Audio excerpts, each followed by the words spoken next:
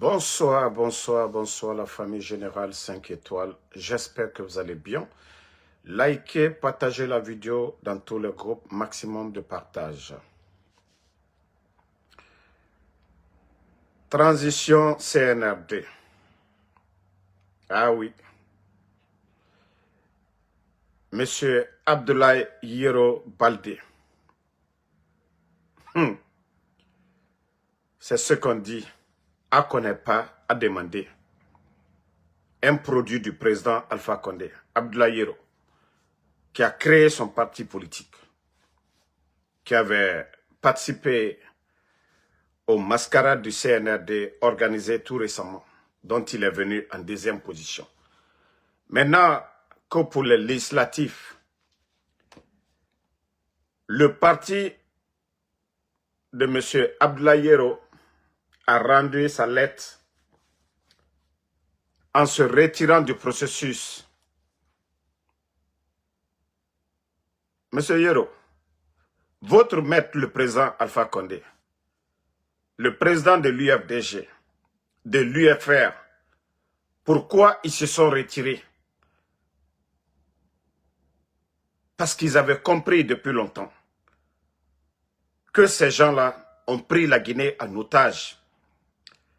Les accompagner, c'est de légitimer tout ce qu'ils sont en train de faire. C'est pourquoi l'UFDG, ANAD, le RPG Arc-en-Ciel et les autres partis politiques, les partis alliés, le FNDC, la société civile, ils ne se sont pas associés aux mascarades du CNRD. Voilà. On savait que le parti de M. Abdoulaye Yero, Frondek, allait se retirer. Personne, en tout cas je ne dis pas les démagogues, je ne dis pas les profiteurs, les mauvaises personnes. Personne ne peut s'associer avec le CNRD. Je ne dis pas les profiteurs. Et le communiqué de presse, retrait du Frondex du processus électoral en cours, élections législatives et communales 2026, Conakry 28 avril 2026, face aux violations répétées du code électoral et au déséquilibre manifeste du processus en faveur de la mouvance présidentielle et de ses alliés, le Frondex a décidé ce jour de se retirer du processus électoral en cours. Réunion en session extraordinaire, le bureau politique du Frondex a pris acte des violations graves, persistantes et qui caractérisent le processus électoral en cours en vue des élections législatives et communales en République de Guinée prévues le 31 mai 2026. Notre formation politique constate avec une vive préoccupation que les conditions minimales d'instruction libre, transparent et équilibre ne sont aujourd'hui plus réunies. Les violations du code électoral, loin d'être ponctuelles, traduisent un schéma cohérent visant à orienter l'issue du vote en faveur de la mouvance présidentielle et de ses alliés. Le parti Frondex dénonce notamment les violations à répéter du code électoral, les défauts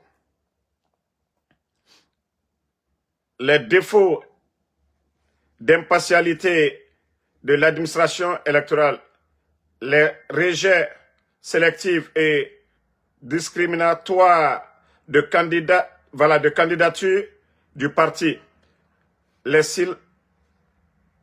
silences des organes de régulation face aux saisines et recours formulés, l'absence de garanties suffisantes quant à la transparence des opérations de vote, de proclamation des résultats. Donc, M. Abdoulaye Yero, son parti a décidé tout simplement de se retirer, vu déjà ces manquements qu'il vient de citer. Mais il devait comprendre depuis fort longtemps. Son patron, son maître, le président Alpha Condé, son parti, pourquoi ils ont décidé depuis fort longtemps de se retirer de tout. Parce que le CNRD n'est pas un gouvernement à qui on peut faire confiance. Oui, si vous voyez que ces grands partis politiques, dès le départ, ils ont décidé de dire non, on ne peut pas s'associer avec ces bandits-là. C'est ça. Monsieur Yoro, ce n'est que le début. Vous n'avez absolument rien compris. Hein. Pourtant, c'est vous qui étiez deuxième hein, de leur mascarade. Ça, ce n'est que le début. Voilà, ce n'est que le début. Comme on vous a prévenu là, vous n'avez pas compris. Ah, vous n'avez pas compris dès le départ. Maintenant, vous allez comprendre. Voilà, ceux qui demandent c'est qui Abdoulaye Yero, c'est lui, le monsieur. Voilà, il se retire complètement. Ça veut dire que le CNRD, rien ne va. Et aussi, Badra Kone, aïe aïe aïe, Badra Kone, Badra Kone, Badra Kone aussi, les gars, il a passé la nuit aussi en prison, hein, parce que tous les démagogues, on vous avait dit. Ça dit, vous allez bouffer un peu, vous allez manger. Mais avec le CNRD, vous allez tous partir. Toutes les bonnes personnes, tous ceux qui s'associent avec le CNRD, vous allez pourrir. Vous allez pourrir, oui.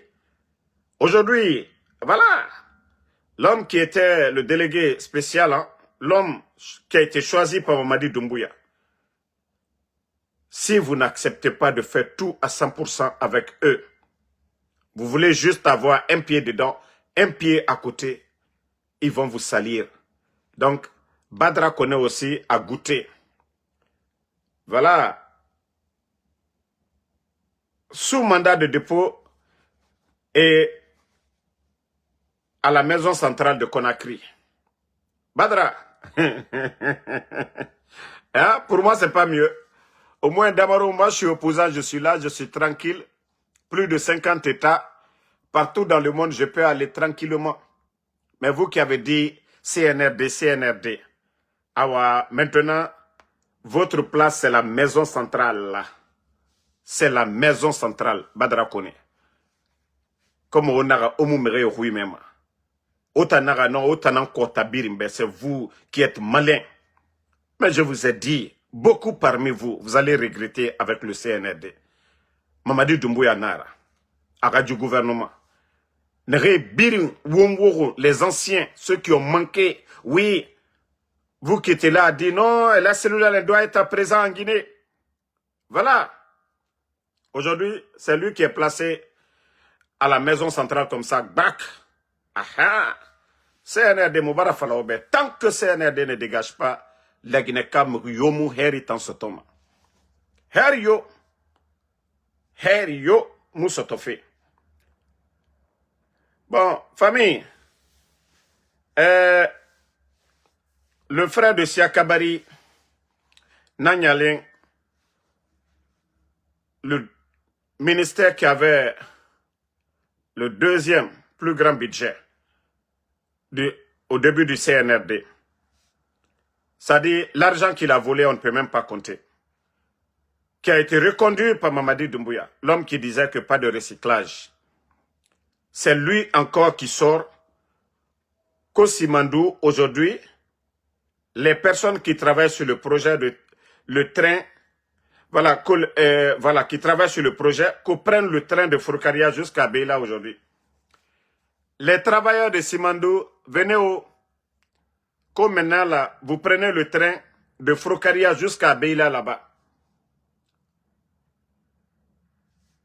C'est quel genre de train qui est sur la ligne Foucaria-Beila?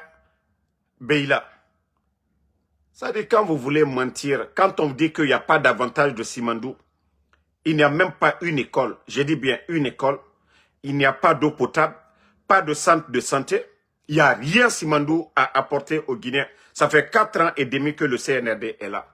Vous avez démarré ce projet-là aujourd'hui. Vous avez démarré ce projet. Hein?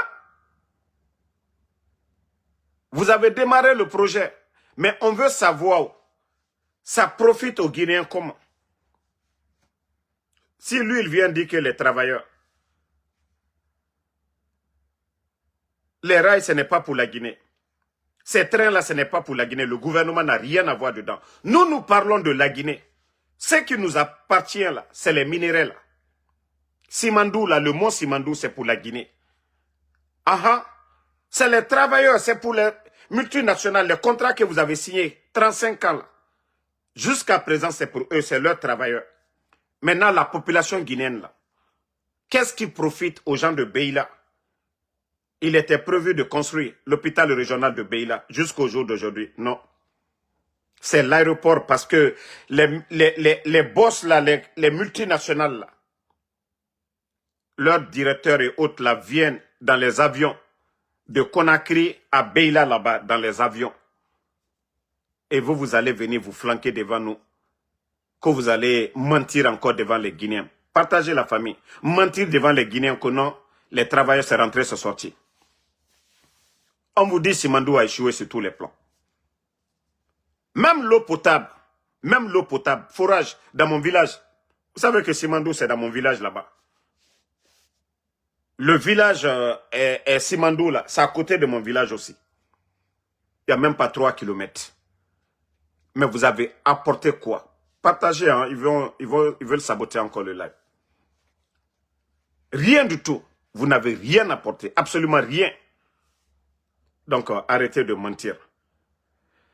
Bon, famille, on va aller encore faire un tour du côté du Mali. Les ennemis du Mali ont parlé. Oh, Assimi Goïta, il est au Niger. Oh, que non, Assimi Goïta n'est pas là. D'autres même ont dit certains propos, voilà, que nous ne pouvons pas dire ici. Et le Baobab, le président du Faso est sorti, et le président du Mali est sorti aujourd'hui. Il y a d'autres qui ont commencé à dire que non, c'est les anciennes images. Tellement que l'ennemi souffre. Tellement que l'ennemi souffre. Et ce qui est derrière ici, où c'est écrit 2025, l'ennemi, au lieu même de voir la présence de l'ambassadeur, la présence de ces personnes-là, ils n'ont pas vu ça. Comme c'est écrit derrière ici, qu'au 2025, l'ennemi a commencé à dire non, non, non, c'est une ancienne image des Africains. Tellement que non, ces gens-là ont la haine, voulaient que le Mali tombe sous les attaques de ces terreaux. Bon, nous, on a rien dit. Le président Assimi Goïta ne s'est pas limité là. En tant qu'un bon président, il s'est rendu dans la famille du général. Ça aussi, l'ennemi, vous pouvez venir dire encore que ça, c'est en 2025. C'est-à-dire comment on peut être de mauvaise foi. Hein? Malgré la présence de l'ambassadeur de la Russie. Ça aussi, vous allez dire encore ça, c'est en 2005, hein? Ou bien? Hein? Le président Assimi Goïta s'est rendu dans la famille du ministre et il s'est rendu au chevet des malades. Vous voyez? Vous voyez? Regardez ici. Le président Assimi Goïta, les blessés, il s'est rendu, voilà, au chevet des blessés, bien portant. Et vous voyez encore ici. Vous allez encore, venez, vous allez dire, c'est les images de 1900. Voilà. Ça, c'était aujourd'hui et dans les rues même, vous voyez, à l'hôpital aujourd'hui. Donc, les ennemis. Vous avez vu la photo aujourd'hui. Dans la famille du ministre Sadio. Dans la famille du ministre Sadio Kamara. Comment des gens perdent de mauvaise foi? Comment on perd de mauvaise foi? Ce qui est arrivé au Mali. Il y a d'autres même, les terreaux là. Si ceux-là avaient pris Bamako aujourd'hui, nous, notre pays, la Guinée, toute la sous-région allait être menacée. Parce que leur folie, leur mensonge, et je ne sais pas, leur charia ou je ne sais quoi. Montrez-moi un pays arabe. Ce que les bandits là veulent imposer aux gens vers chez nous là. Montrez-moi un pays, l'Arabie Saoudite, Pakistan, tous ces pays là. Ce que les bandits là veulent imposer aujourd'hui au Mali, si c'est imposé au Pakistan ou bien en Arabie Saoudite. Tous ces grands pays musulmans, il n'y en a pas. Ce ne sont que des bandits. C'est des gens qui prennent des rations avec d'autres personnes. Et ça, c'est le comportement des musulmans. C'est des gens qui prennent la drogue, qui prennent l'alcool. C'est des mosquées qui ont été bombardées pendant que les fidèles sont en train de prier. Donc vous, les ennemis, là, vous pouvez penser ce que vous voulez. Et aujourd'hui, le Mali a compris. Et le président Assimi Goïta il va s'adresser à la nation aujourd'hui. Vous allez encore dire que ça, c'est une ancienne vidéo encore. Ce soir-là, le président du Mali va s'adresser à la nation. Donc, je vais vous montrer encore une vidéo d'un journaliste malien, franchement, qui a fait fort. Ah oui. Ah oui. Il faut vraiment féliciter le journaliste. Abdoul Niang, journaliste malien, bonsoir Abdoul Niang. Abdoul Niang, journaliste malien, mais que je respecte encore. Abdoul Niang, journaliste malien, bonsoir Abdoul Niang. Bonsoir, Monsieur Drago. Merci d'avoir accepté l'invitation de la quotidienne Info ce soir pour discuter justement de cette situation que connaît votre pays depuis presque 72 heures maintenant. Justement, 72 heures après les attaques, quelle est la situation à Bamako, mais aussi dans les villes qui sont touchées par les attaques?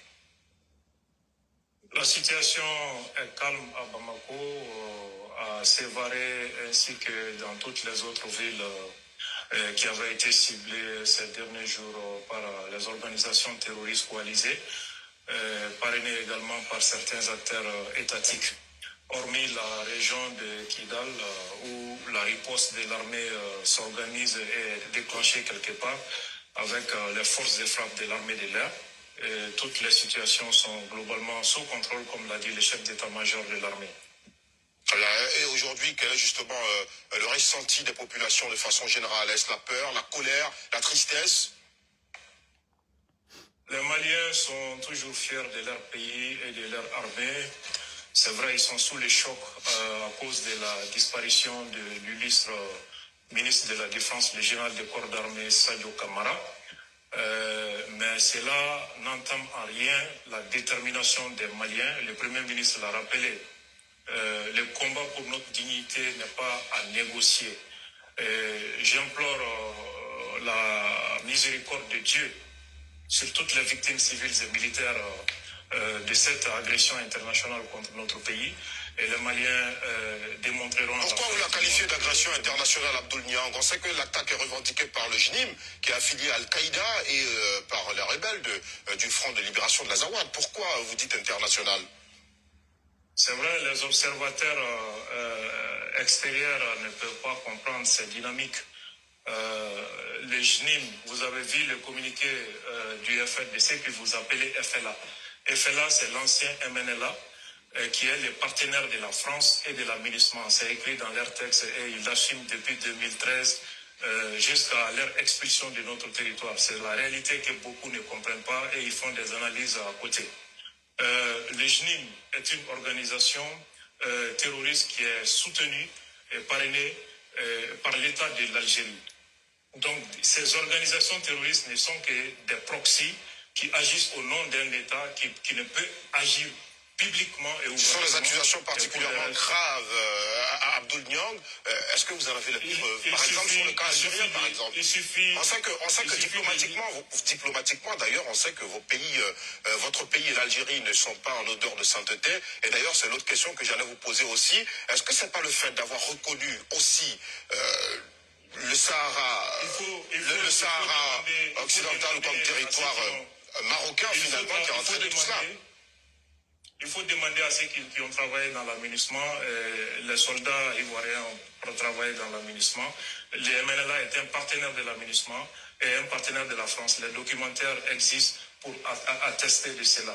Yad Agali et tous les leaders du JNIM sont sur le territoire algérien. Vous avez vu, c'est pas pour rien que l'Algérie a abattu un drone malien. C'était pour protéger ces terroristes de haut profil.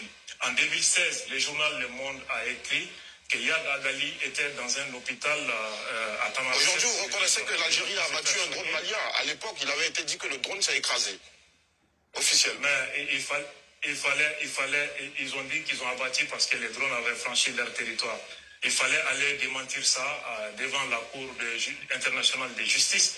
Mais vous avez vu qu'ils ont refusé d'aller s'assumer là-bas. Donc ça en dit long déjà sur cette réalité. En 2016, le journal Le Monde a révélé qu'Iyad s'est soigné dans un hôpital de Tamaracet et que l'armée française voulait agir contre lui, mais elle a eu peur pour ne pas froisser les Algériens.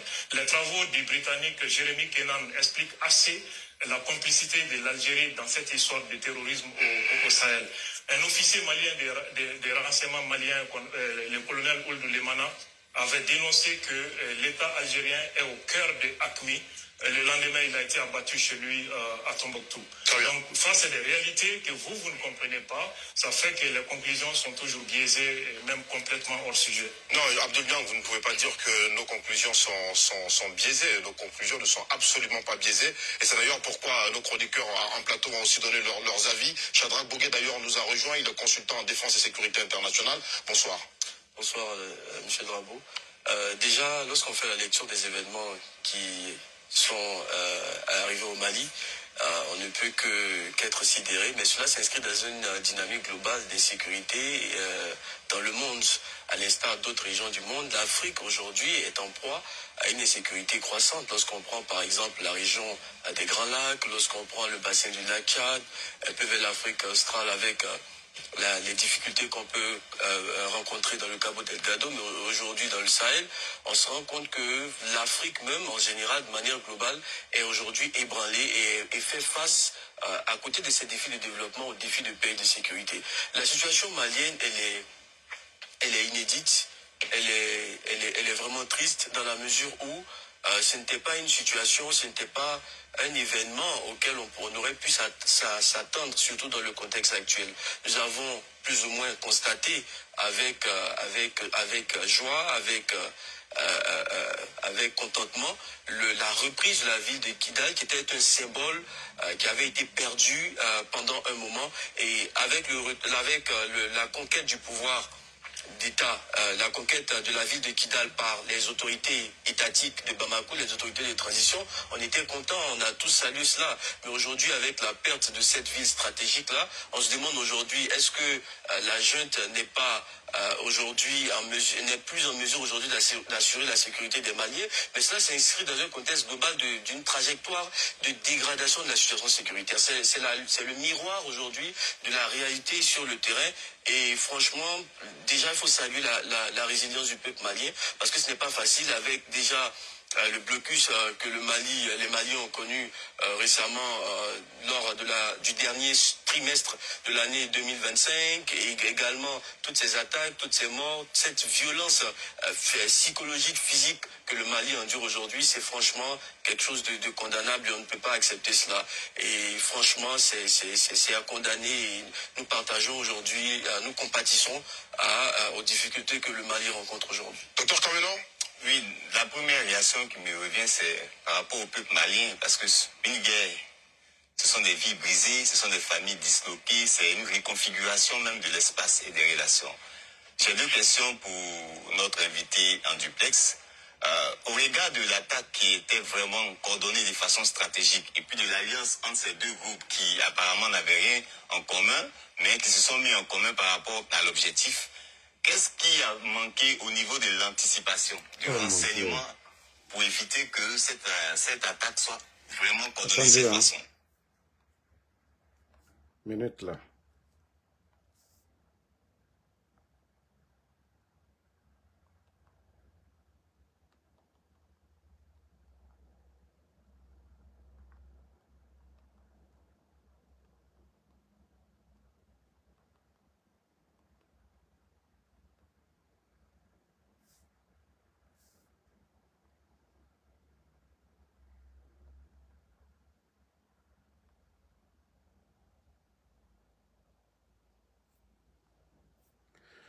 Bon, minute.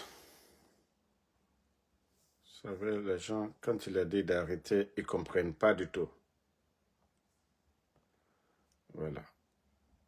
Situation que être fait à une situation qui n'avait que trop duré pour enlever les populations dans la souffrance. Donc en 5 ans après, une telle situation arrive et qu'on arrive à avoir des terroristes dans la ville Garnison, au cœur même du régime, il y a à se poser des questions. Donc reconnaissez que la question a bien un sens. Nous sommes en train de parler de deux choses différentes. Et en tant qu'un expert de défense sur le plateau, il ne fallait pas faire cette confusion parce que vous confondez la perfection et la vulnérabilité. Et nous sommes en train de parler de la résilience. Aucun système sécuritaire n'est infaillible, aucun au monde. Et les renseignements également peuvent avoir des informations. L'information n'est pas le renseignement. Les informations peuvent être incomplètes ou ambiguës. Il faut un travail pour savoir. Il faut aussi, et souvent même quand vous interpellez des suspects terroristes, les cellules sont cloisonnées, ce qui fait que l'interpellation de 2 ou 3 personnes ne permet pas de démanteler l'ensemble du réseau. Ça, c'est pour ceux qui connaissent les renseignements. En plus de ça également, vous parlez de Kati, de Bamako. Et pourquoi vous ne parlez pas de New York? Ça, c'est le cœur même de la première puissance mondiale qui a été frappée avec plus de 3000 victimes. Vous parlez de cela. Mais pourquoi celui du Mali serait toute la résultante d'un échec, d'une approche sécuritaire? Très bien, merci beaucoup, Abdou Niang. Il y a intérêt à construire ces narratifs. Merci, mon père Bertrand. Non, j'aime trop Abdoul Niang. Ça dit, ces journalistes de NCI en Côte d'Ivoire qui ont voulu, comme si ça c'était une victoire. Mais le journaliste, il a été à la hauteur. Toutes les questions posées, il les a répondues et il les a mis à leur place. Ils ont parlé, oui, défaillance, quoi. Abdoul Niang a donné des exemples. Il a donné, voilà, le 11 septembre et tout ça là, qu'est-ce que vous allez dire? L'attaque de Grand Bassam même en Côte d'Ivoire, qu'est-ce qu'ils vont dire de tout ça? Au lieu de soutenir le Mali, les accompagner. Non. Il y a d'autres qui ont voulu. C'est-à-dire, c'est le pouvoir de Assimi Goïta. Pourtant, la France et tout, et MINUSMA, ils étaient tous sur le territoire malien. Qu'est-ce qu'ils ont pu faire? Hein? Qu'est-ce qu'ils ont pu faire? En tout cas, bravo au journaliste malien Abdoul Niang, qui a vraiment mis tous ces journalistes escrocs à leur place, parce qu'il n'est pas passé à côté. Il a répondu à toutes les questions. Merci et n'oubliez pas de suivre aujourd'hui ceux-là qui sont contre le Mali, ceux-là qui disaient où est le président Assimi Goïta. On vous a dit, l'objectif de ces bandits-là, c'était de l'éliminer le président malien Assimi Goïta. Mais Dieu merci, voilà. Et malheureusement, c'est le ministre de la Défense qui a payé les frères, paix à son âme. Et nous soutenons le Mali à bas ces terreaux et que la paix revienne au Mali. Bonne soirée et ce soir, si Dieu le veut bien, je crois que je vais faire le live avec, vous voyez déjà, on vous a dit le début de connexion à Conakry, ils vont réduire. Donc, ils vont empêcher les gens. C'est pourquoi je n'aime pas donner l'heure, surtout que je vais faire un live. À chaque fois j'annonce que je vais faire un live, les gens de la Guinée ne pourront pas suivre parce qu'ils vont réduire le débit de connexion. Voilà, je vous ai toujours dit que je ne donne pas d'heure. Malheureusement, hier, voilà, le monsieur avait dit qu'aujourd'hui, on va le faire. C'est pourquoi moi, mes vidéos, il n'y a pas d'heure, il n'y a pas de temps. Je fais quand je veux. Vous avez vu, hier, il y avait combien de personnes? C'est toujours comme ça. Une fois que tu donnes l'heure, le CNRD, il demande à l'ARPT de réduire le débit de connexion. Comme ça, les gens ne peuvent pas regarder le live. Voilà. Je vous ai dit depuis hier. Et tous ceux qui me demandent, Damaro, pourquoi tes vidéos, il n'y a pas d'heure? Je sais pourquoi je ne donne pas d'heure. Parce que le CNRD n'a pas honte. Ils sont prêts à cause de nous, de réduire le débit de connexion. Comme ça, quand il y a le live, tu cliques là-dessus, tu ne peux pas regarder. Le débit est faible à Conakry. Voilà, c'est seulement que les postes et autres, là, ils peuvent regarder. Mais le live, ils sont empêchés, ils vont rentrer. Et voilà, juste une minute, voilà, c'est fini. Ils ne pourront pas regarder. Donc, moi, je vais même dire au monsieur, soit on va programmer pour une autre date. Comme ça, voilà, on va programmer le live pour une autre date. On ne va pas prévenir, ils vont nous voir. Et au moins qu'ils viennent réduire le débit, voilà, la majorité est déjà connectée. Donc, merci à tout le monde.